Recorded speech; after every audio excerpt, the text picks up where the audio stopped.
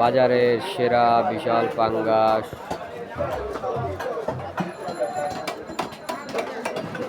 Sorry for previous video, এটা হচ্ছে second part আর কি। ওই প্রথম পার্ট যে ভিডিওটা করছিলাম তখন ডিভাইস প্রবলেমের কারণে, সরি ফর ডিভাইস ইস্যুর কারণে একটু ভিডিওটা রিসেন্টলি বন্ধ হয়ে গিয়েছিল।